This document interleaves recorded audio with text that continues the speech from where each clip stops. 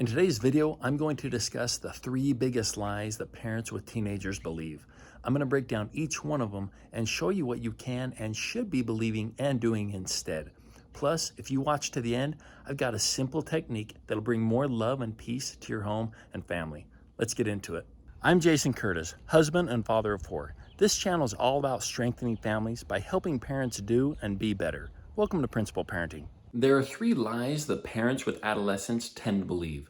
But believing these things are unknowingly causing problems in and destroying the relationship you have with your child. But not only that, they're driving away the peace and love in your home. So if you and your child want to be happier and have a stronger, better, more positive relationship, it's important that you become aware of these incorrect beliefs. Everything we say and do and every action we take produces a result, and we act based upon our beliefs. Now, as parents, we have current beliefs that we have, and they are driving what we say and do and how we act. Now, if you like the results you're getting as a parent, well, then keep doing them. But if you want a different result in the relationship with your child and in your home, then it's important that you change your thoughts, speech, and actions. Now, if you want temporary results, then you just simply have to change one thing you do or one thing you say. But eventually, you're going to revert back into old habits and old things that you've done. But if you want lasting change, it's important that you change what you believe. Changing what you believe will naturally change what you say, what you do, how you act, and then you will naturally get a different result and a different type of relationship with your child and the feelings and thoughts in your home. So here's lie number 1. My teenager wants to argue all the time. Their disagreement is not an argument. Their disagreement is just a request for more information or clarification. And the fact that they want to argue is actually a good thing. And here's why. It's not really an argument. Again, it's just a request for information, but it means that they still want to interact with you. They still want to discuss or have a conversation. And so that's a good thing. It's just as an adolescent, teen or preteen, they aren't exactly sure how to go about that. So they're trying different things. Maybe they haven't been taught what a healthy relationship is or what healthy communication is. Or maybe they're just modeling examples they've seen amongst peers or others, or maybe just modeling what they're seeing is happening in their own home. So here's what you can and should be believing and doing instead.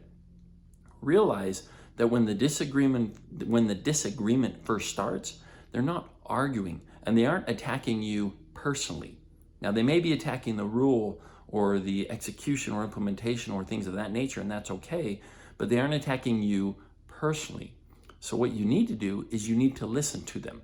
And that doesn't mean you just hear what they're saying. Yeah, okay, thanks for sharing. And then you just give your decision. You truly listen to what they're saying. You strive to see their point of view. You strive to understand what it is they're thinking and why they're thinking that.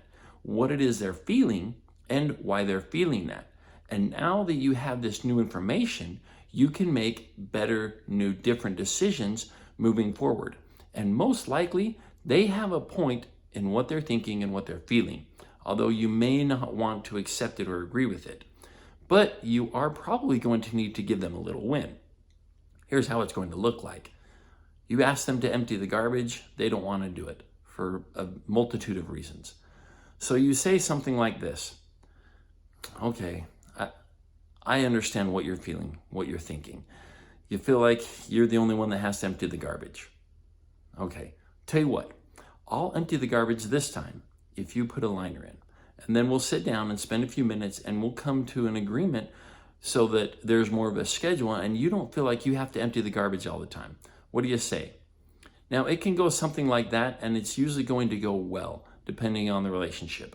But I would encourage you to try that and give them a little win in that. Lie number 2, my authority is the end. What I say goes.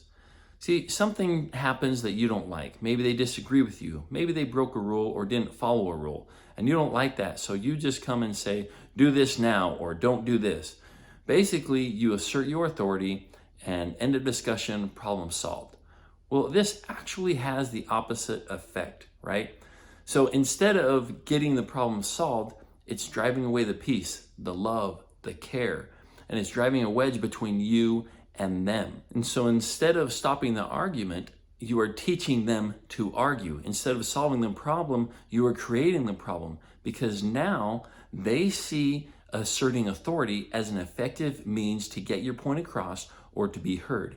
You see, now they're modeling the behavior they see you doing and you taking in the home. They've tried other methods to get through to you or talk to you, but it hasn't worked. So now they're going to try to assert their authority in an argument, and this is how it escalates. So here's what you can and should be believing and doing instead. Although you're a parent and you have authority, you don't have unrighteous dominion, which means you can't just say, this is it, that's it, end of discussion. That doesn't solve the problem. That doesn't show love, care, understanding, respect, and things that our child needs to feel and see from us. So think to yourself, when you are in a discussion or a situation with a friend, coworker, boss, and they don't strive to understand your point of view, they just say, this is it, and they kind of steamroll your feelings, opinions, thoughts, and emotions. What do you feel like?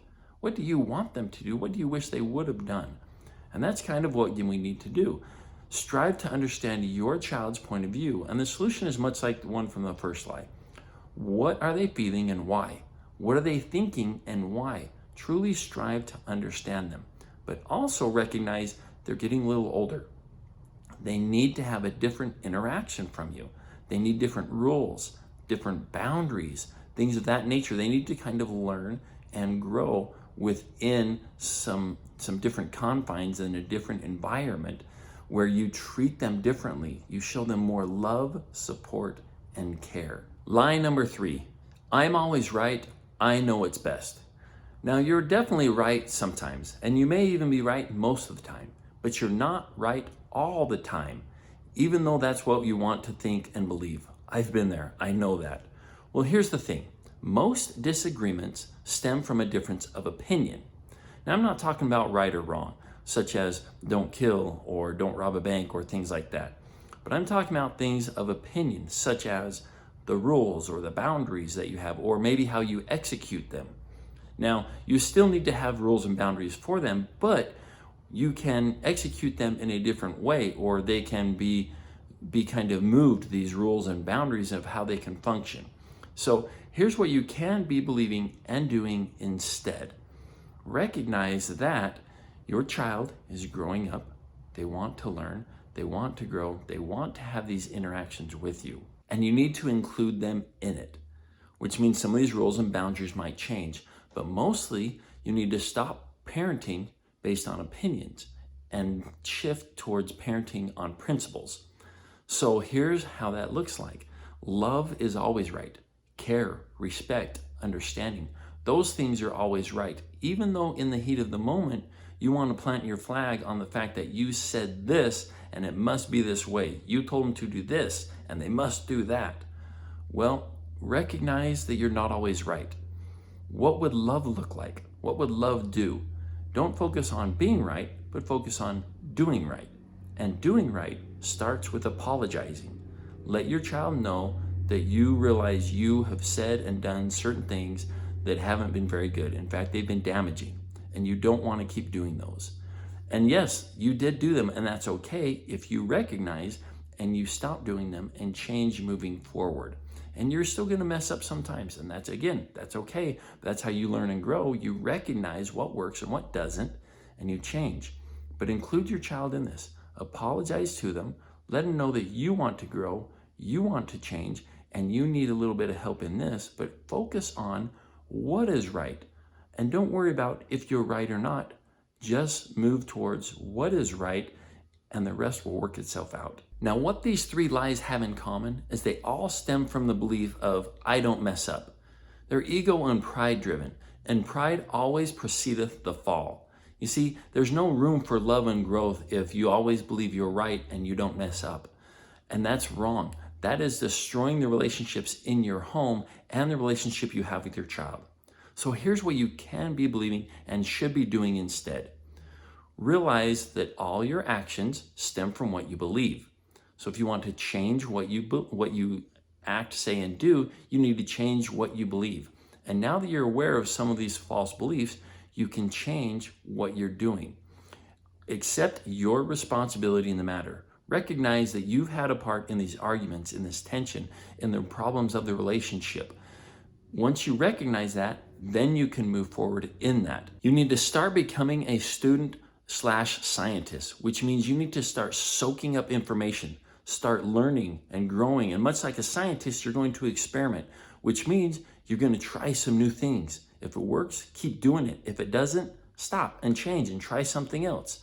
Maybe try how you execute, what you say, what you do, things of that nature. But don't be focused on what is right, don't be focused on being right, but focus on what is right. Much like a scientist, they don't necessarily care the outcome as long as it's the right outcome. And that's what you're going for. But as a student, you're soaking up this information, you're looking, striving. You want to learn what your child's point of view is, what they think, what they feel, and how can you use that information to come closer together to help them learn and grow and have more love and peace in your home. As a parent, I know you want to learn and grow and get better. And that's why I have a parent scorecard I've developed, the link is in the description, that you can use to see where do you stand as a parent. But I also want to know, what do you think of this video?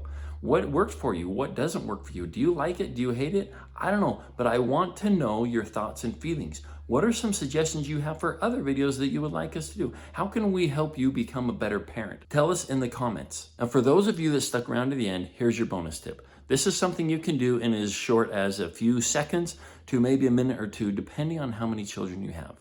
But I promise you, if you do it daily for at least 2 to 3 weeks, you will see positive results in your attitude, in your child's attitude. You'll see more love and peace at home. And here's what it is. Daily gratitude. Every single day, and it's best if you do it right before they go to bed, express gratitude and or appreciation to them for something specific in their life or during the day. Some days are going to be a lot easier, some are going to be harder. And the days that are going to be harder, that means you need a more positive interaction with them.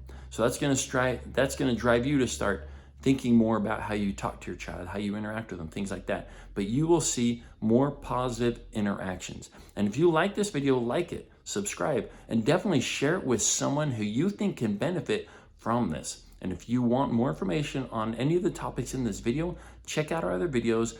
Check out the links in the description for a more personalized experience if that's what you want. And happy parenting, and have a great day.